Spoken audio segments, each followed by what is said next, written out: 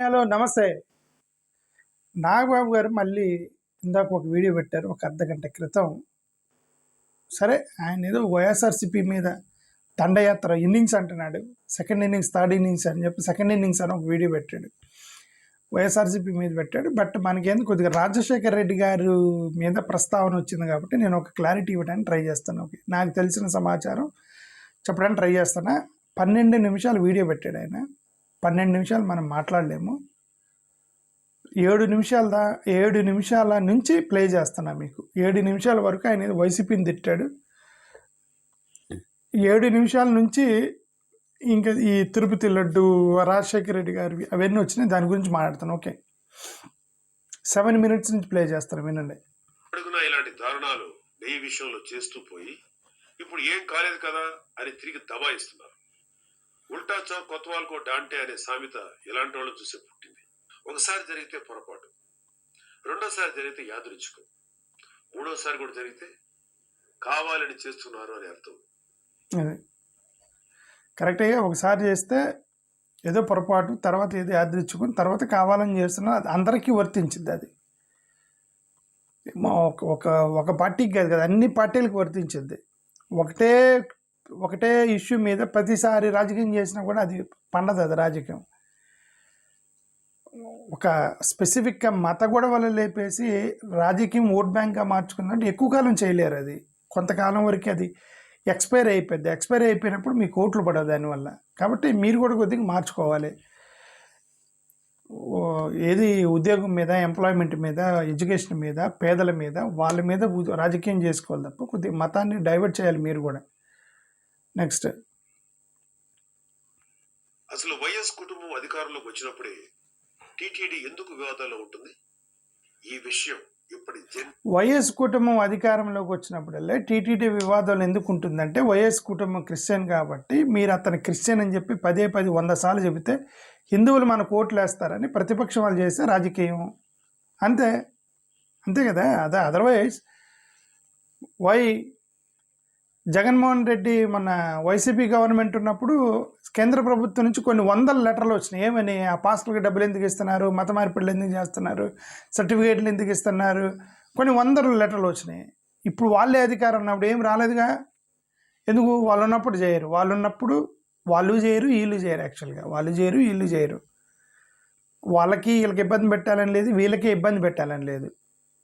రాజకీయం, ఇతను క్రిస్టియన్ కాబట్టి రాజకీయం చేస్తే హిందువులు ఓట్లు పడతాయని పోలరైజేషన్ స్ట్రాటజీస్ తప్ప ఇక్కడ ఎవరికి ద్వేషం లేదు, ఎవరి మీద ద్వేషం లేదు. ఓకే, ఆ రాజకీయం చేయటం వల్లనే వీళ్ళని ఇబ్బంది పెడుతున్నారని మేము చెప్తున్నాము.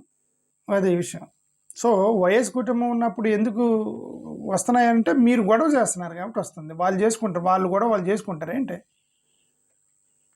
తరానికి తెలియాలి అంటే కొంచెం గతంలోకి వెళ్ళాలి. వైఎస్ రాజశేఖర రెడ్డి టైంలో చూస్తే 100 ఏళ్లలో ఎప్పుడూ లేని విధంగా టీటీడీ పరిధిలో ఎన్ని కొండలు వస్తాయి అనే వివాదం మొదలెట్టారు. అదేంటి, 7 కొండలు మనమే కదా, అసలు ఈ డిస్కషన్ ఏంటి అని హిందువులు కోప్పడితే అప్పుడు టీటీడీ పరిధిలోని 7 కొండలు ఉన్నట్లు వైఎస్ రాజశేఖర రెడ్డి జీవో ఇవ్వాల్సి వచ్చింది. చూడండి, ఒక పాయింట్ చెప్పాడు. ఏంది టీటీడీ ఎన్ని కొండలు, 7 కొండల 2 కొండల అనేటువంటి వివాదం వచ్చింది రాజశేఖర రెడ్డి ఉన్నప్పుడు. ఎందుకు వచ్చింది అలాంటి వివాదం? ఎందుకు వచ్చింది 7 కొండల 2 కొండల అని? రాజశేఖర రెడ్డి గారే తిరిగి మళ్ళీ ఒక క్లారిఫికేషన్గా ఇవ్వాల్సి వచ్చింది. 2 కొండలు కాదు 7 కొండలు అని ఆయనే ఇవ్వాల్సి వచ్చింది అని ఒకటైతే చెప్పాడు. ఏంటంటే ఆయనే క్లారిఫికేషన్ చేస్తూ ఆయనే ఇచ్చాడు జీవో అనేది మాత్రం ఒప్పుకున్నాడు ఆయన. ఓకే, ఎందుకు వచ్చింది? రాజశేఖర రెడ్డి గారి దగ్గర వచ్చిందంటే మీరు గొడవ చేస్తే వచ్చింది. వైఎస్ రాజశేఖర రెడ్డి అప్పుడు ఏం చేశాడు? ఈయన రాజశేఖర రెడ్డి గారు ఏం చేశారు? ఇదిగా నా దగ్గర జీవోలు ఉన్నాయి, నేను అదే ప్లే చేయట్లా, చూపిస్తాను అంటే నా ముందు పెట్టుకొని చూస్తాను. ఓకే, ఇది 2/6/2007 2/6/2007న రాజశేఖర రెడ్డి గారు ఒక జీవో ఇచ్చారండి. ఆ తర్వాత ఇంకొక జీవో, ఇది 2/6/2007, ఇంకొక జీవో 2 కూడా ఒకటే డేట్ ఉన్నాయి. 2/6/2007న 2 జీవోలు ఇచ్చారు. ఏంటి దీని సారాంశం ఏంటంటే, అప్పుడు రాజశేఖర రెడ్డి గారు 2004లో అధికారంలో వచ్చినప్పుడు 2007కి 3 సంవత్సరాలు అయింది కదా. ఈ 3 సంవత్సరాల్లో మతం మీద రాజకీయం చేయటం మొదలెట్టారు. ఆయన ఒక క్రిస్టియన్ కాబట్టి మత మార్పిళ్ళు చేస్తున్నాడు, ఏది తిరుపతిలో ఒక మత మార్పిళ్ళు చేస్తున్నాడు, తిరుపతి చుట్టూ మత ప్రచారాలు చేస్తున్నారు, క్రైస్తవ యొక్క మత మార్పిళ్ళు చేస్తున్నారని ఈ లేనిపోని మొత్తం లేపారు రాజశేఖర రెడ్డి గారి మీద. రాజశేఖర రెడ్డి గారి మీద మొత్తం లేపితే ఆయన సరే వీళ్ళు దీని మీద రాజకీయం చేయాలని చూస్తున్నారు అని మన ఆంధ్రప్రదేశ్ చరిత్రలో ఎప్పుడూ ఇవ్వనటువంటి ఒక జీవో ఇచ్చాడు రాజశేఖర రెడ్డి గారు. వీళ్ళెవ్వరు ఇవ్వాల. చంద్రబాబు నాయుడు గారు చాలా సంవత్సరాలు పరిపాలించారు, 1950 నుంచి ఆంధ్రప్రదేశ్ని పరిపాలిస్తున్నారు, కానీ ఎవరూ కూడా ఇవ్వని జీవో ఒక జీవో రాజశేఖర రెడ్డి ఇచ్చాడు. ఏంటి ఆయన ఇచ్చిన జీవో? తిరుపతి పరిసర ప్రాంతాల్లో మత మార్పిడి చేయకూడదని జీవో ఇచ్చింది రాజశేఖర రెడ్డి. తిరుపతి పరిసర ప్రాంతాల్లో మత మార్పిడి కార్యక్రమాలు చేయొద్దు అని స్వయాన రాజశేఖర రెడ్డి ఇచ్చాడు. కాకపోతే ఆయన జీవో ఇచ్చినప్పుడు కార్యక్రమాలు మొత్తం కూడా, అంటే హిందూ మత కార్యక్రమాలు మొత్తం 2 కొండల మధ్య తిరుపతి తిరుమల ఈ 2 కొండల మధ్యనే తిరుగుతున్నాయి కాబట్టి జరుగుతున్నాయి.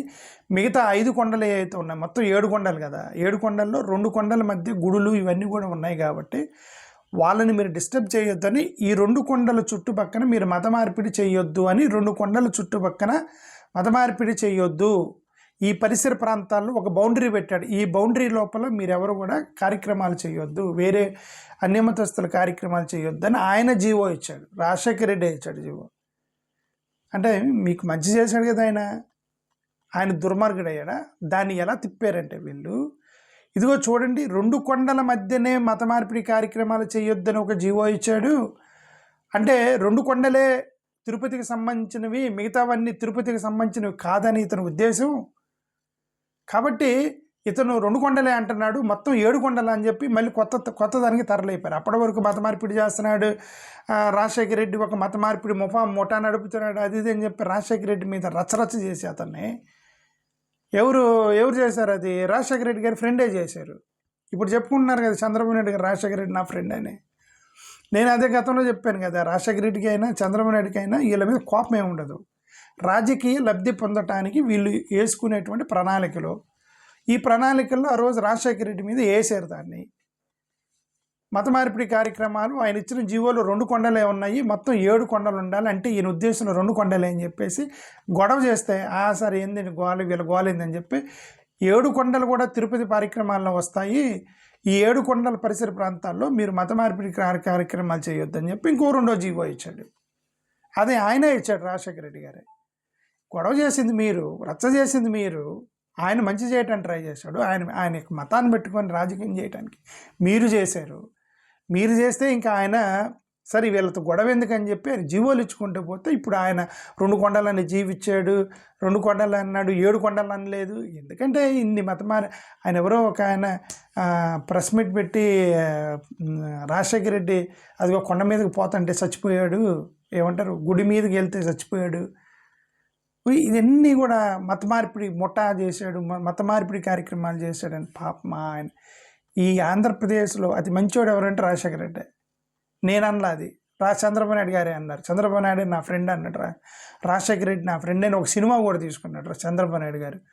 ఒక వెబ్ సిరీస్ కూడా తీసుకున్నారు వాళ్ళిద్దరు ఫ్రెండ్స్గా. రీసెంట్గా ఏదో ఒక సినిమా తీశారు. ఓకే, వెబ్ సినిమాలు తీసుకున్నారు ఫ్రెండ్స్ అని. వాళ్ళిద్దరు ఫ్రెండ్స్. ఆయనే అన్నాడు, ఈయన రచ్చరచ్చ చేశాడు చంద్రబాబు నాయుడు గారు. జరిగింది అదే రాజకీయ గొడవ. మత గొడవలు ఎవరికి లేవు, అన్నీ రాజకీయ గొడవలు.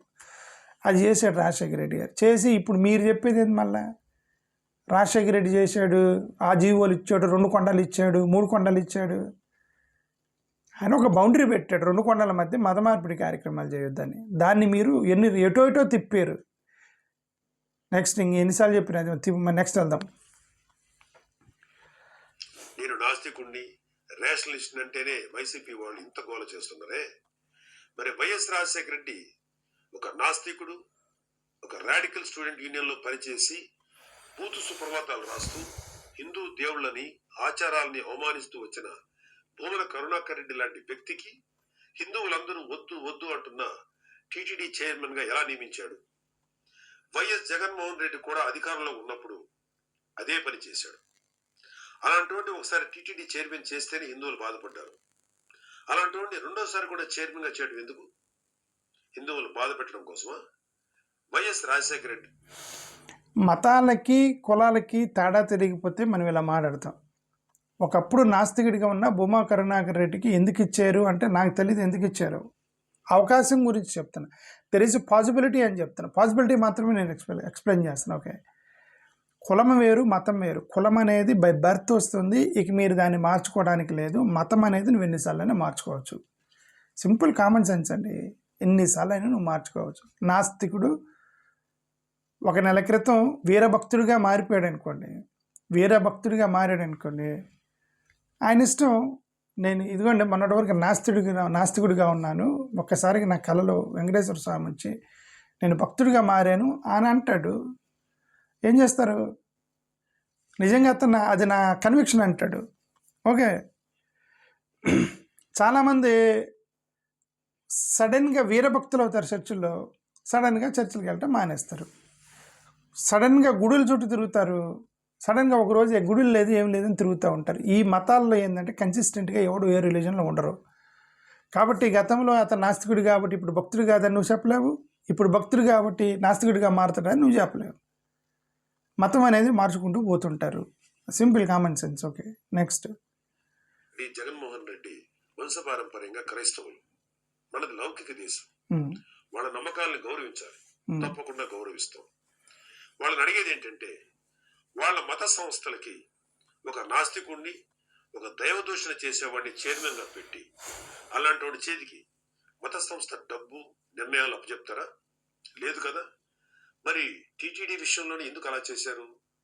ఇలాంటి నిర్ణయాల వల్ల అదే అంటే బొమ్మ కరుణాకర్ రెడ్డి గారికి ఎందుకు ఇచ్చారు టీటీడీ అవన్నీ కూడా that is beyond my capacity. Okay, నా పరిధిలో లేనివి అవన్నీ. ఓకే, బట్ నేను సింపుల్గా నా లాజికల్ రీజనింగ్తో నేను చెప్పేది ఏంటంటే అదే చెప్తున్నాను. గతంలో అతను నాస్తికుడు అయి ఉండొచ్చు, మారి ఉండొచ్చు భక్తుడిగా, ఏముంది దాంట్లో. నెక్స్ట్. కదా ఇవాళ దారుణమైన కెమికల్స్ తో ఏవేవో ఆయిల్స్ తో నిండిన ఫేక్ కి టీటీడీ ప్రసారంలోకి వచ్చింది. గతం భవిష్యత్తుకు దిక్సూచి అవ్వాలి. ఎలాంటి వాళ్ళు వ్యవస్థలు నడిపించారనే విషయాలు ఇప్పటి తరానికి తెలియాలనే ఇవన్నీ చెప్తున్నాను తప్ప ఎవరిని నొప్పించడానికి కాదు. ఇప్పుడు వైఎస్ఆర్సీపీ వాళ్ళు చెప్పే అతిపెద్ద అబద్ధానికి వద్దాం. సిట్ తన ఛార్జ్ షీట్ లో ఆ ఫేక్ గీలో ఎలాంటి యానిమల్. సరే, ఇప్పుడు ఆయన మళ్ళీ సిట్ గురించి మాట్లాడతాను, మళ్ళీ ఆయన ప్లే చేసి దాన్ని మళ్ళీ నేను మాట్లాడటం ఎందుకు. ఆయన ఏం చెప్పాడు దానికి సమాధానం నేనే చెప్తున్నా. సిట్ గురించి మళ్ళీ చెప్పుకుంటూ వచ్చాడు. నేనేమనేదంటే ఆయన సిట్ ఛార్జ్ షీట్, నేను మార్నింగ్ కూడా ఒక వీడియో పెట్టాను, అది ఎక్కువ మంది ఏం చూడలేవు, 200 మంది ఏం చూశారు. ఇది కూడా ఎంతమంది చూస్తారో తెలియదు. ఓకే, మీకు రికమెండ్ అయితే మీరు చూడండి. ఓకే, నేనేమంటానంటే సిట్ గురించి మాట్లాడారు. సిట్ ఏంటంటే ఇప్పుడు స్టార్టింగ్లో వీళ్ళు ఒక శాంపిల్ పంపించారు, అధికారంలోకి రాగానే ఒక శాంపిల్ పంపించారు ఎన్డీటీపీకి. ఎన్డీటీపీలో ఒక రిపోర్ట్ వచ్చింది. ఆ రిపోర్ట్లో క్లియర్గా ఏమని రాసిందంటే possibility of animal fat, pig fat, fish oil, vegetable oil, chemical possibility ఉంది అని చెప్పి దాంట్లో ద లో కంటెంట్ ఆర్ నిల్ అని కూడా ఉంది. ఏమని? Animal fat, pig fat, fish oil found in లో కెపాసిటీ, లో క్వాంటిటీ, ఫౌండ్ లో క్వాంటిటీ ఆర్ నిల్ అన్నట్టుగా అనుమానాస్పదంగా ఉంది దాంట్లో. ఎన్డీటీపీ రిపోర్ట్లో అనుమానాస్పదంగా ఉన్నప్పుడు వీళ్ళు పిగ్ ఫ్యాట్ని హైలైట్ చేశారు. రిమెంబర్ దిస్, పిగ్ ఫ్యాట్ని హైలైట్ చేశారు. కౌ ఫ్యాట్ని ఎందుకు హైలైట్ చేయలేదు? కౌ ఫ్యాట్ని కలపరని వాళ్ళకి నమ్మకం. ఎందుకంటే తిరుపతి తిరుమల దేవస్థానంలో గోమాతని వాళ్ళు దేవతగా పూజించే వాళ్ళు గోమాతని కట్ చేసి దాని ఆయిల్ పిండి, ఫ్యాట్ని పిండి దాన్ని నెయ్యిలో వేసి తీసుకొచ్చి అమ్ముతారు అని వాళ్ళ యొక్క ఇమాజినేషన్లో లేదు. కాబట్టి పిగ్కి ఎక్కువగా కొవ్వు ఉంటుంది కాబట్టి పిగ్ ఫ్యాట్ని ఎక్కువగా కలిపారు అని చంద్రబాబు నాయుడు గారు ఎక్కువగా హైలైట్ చేశాడు దాన్ని. ఇది చాలా ఇంపార్టెంట్ పాయింట్. ఇది ఎక్కువగా హైలైట్ చేశాడు పిగ్ ఫ్యాట్ మీద. ఆయన పిగ్ ఫ్యాట్ మీద హైలైట్ చేస్తే సుబ్రహ్మణ్య స్వామి వెళ్ళి కోర్టులో వేస్తే సిబిఐకి అక్కడ కోర్టుకు కోపం వచ్చి సిబిఐతో సిట్టేసిన తర్వాత వీళ్ళు ఇంకా డీప్గా ఒక ఎనాలిసిస్ చేయించారు, స్పెషల్ ఎనాలిసిస్ చేయించారు.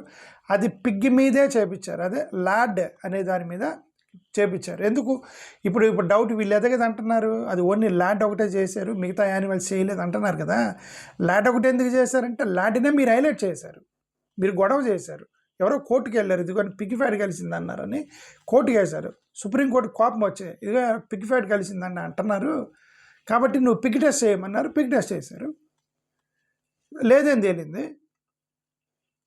దాంతోపాటు ఈ కెమికల్స్ ఇవన్నీ కలిపి వచ్చారని తేలింది. ఇప్పుడు ఏమన్నారంటే లేదు ఆవు ఫ్యాట్ ఉండొచ్చు కదా, కుక్క ఫ్యాట్ ఉండొచ్చు కదా, గేదెల ఫ్యాట్ ఉండొచ్చు కదా, మిగతా యానిమల్ ఫ్యాట్లు ఉండొచ్చు కదా, పిగ్ ఫ్యాట్ లేదని మాత్రమే ఉంది, మిగతా ఉండొచ్చు కదా అని అంటున్నారు.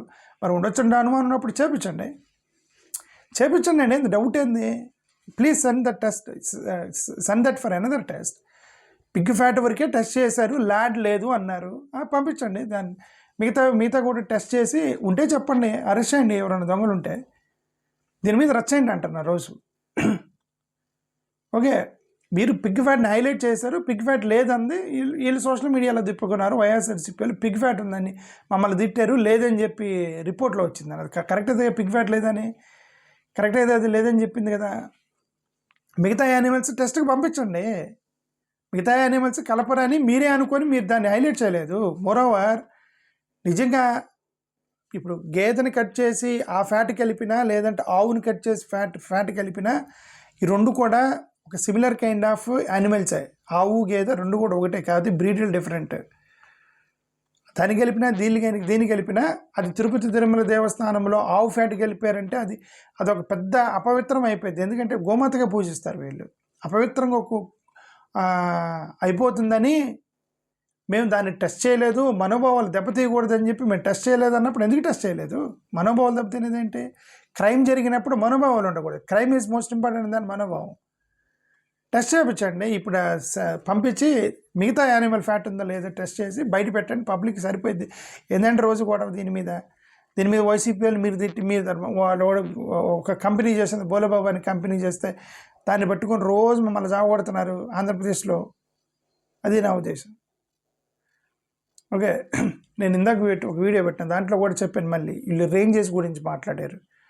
Ranges okay, first S value అన్నారు, ఆ వీడియోలో చెప్పి మళ్ళీ క్లారిటీ ఇస్తున్నా. ఎస్ వాల్యూ అన్నారు. ఎస్ వాల్యూ అనేది 90 నుంచి 117 ఉండాలి, కానీ 20 ఉందని ప్రెస్ మీట్ పెట్టిన పవన్ కళ్యాణ్. ఓకే, అది బేసిక్ టెస్ట్ చేశారు. బేసిక్ టెస్ట్ చేసి అడల్టరేషన్ జరిగిందని, ఎస్ వాల్యూ అనేది అడల్టరేషన్ జరిగిందని మాత్రమే చెప్పింది తప్ప దాంట్లో పిగ్ ఫ్యాట్ ఎంత ఉంది, ఆయిల్ ఫ్యాట్ ఎంత ఉంది, కెమికల్ ఎంత ఉందని చెప్పదు. అడల్టరేషన్ జరిగిందా లేదని మాత్రమే ఎస్ వాల్యూ చెప్పింది. ఎస్ వాల్యూ చెప్పింది అడల్టరేషన్ జరిగింది అని. దాంట్లో వైసీపీ కానీ ఎవరు కానీ కాంట్రాడిక్ట్ చేయట్లేదు కదా, కల్తీ జరిగిందని చెప్తున్నారు కదా. సో ఎస్ వాల్యూతో సమస్యలు అయితే తీసేయండి దాన్ని. Nobody is contradicting that. 10% దాని గురించి మాట్లాడుతున్నారు. 10% కంటే ఎక్కువ ఉంటేనే డిటెక్ట్ చేసిద్ది, అంటే 10% కంటే తక్కువ ఉండొచ్చు కదా అన్న. 10% కంటే తక్కువ అనేది న్యాచురల్గా ఫామ్ అయిపోయింది పాలల్లో. ఫ్యాట్ అనేది న్యాచురల్గా ఫామ్ అవుతుంది. ఒకవేళ అది ఉన్నట్టు కనిపించినా అది కాదు అని అర్థం. లేదంటే వాళ్ళు పిచ్చోళ్ళు ఏంటి అక్కడ సెట్ చేసి 10% సెట్ చేసి పైన టెస్ట్ చేయడానికి. నువ్వు డాక్టర్ దగ్గరికి వెళ్తే 80 పైన ఉందా లేదా టెంపరేచర్ చూస్తాడు. డాక్టర్కి తెలియదా 60 ఉందా 40 ఉంది ఎందుకు చూడ్డు? 80 నార్మల్గా ఉండేది, 80 కంటే తక్కువ ఉన్నా సరే పెద్ద పట్టించుకోడు. ఓకే, 80 పైన ఉంటే నీకు ట్యాబ్లెట్ ఇస్తాడు జ్వరం ఉందని. అలాగే 10 సెట్ చేశారు వాళ్ళు, 10% సెట్ చేసి టెస్ట్ చేశారు లేదన్నారు. ఎందుకని ఇంకా గొడవ రోజు ఇది గొడవ. Thank you.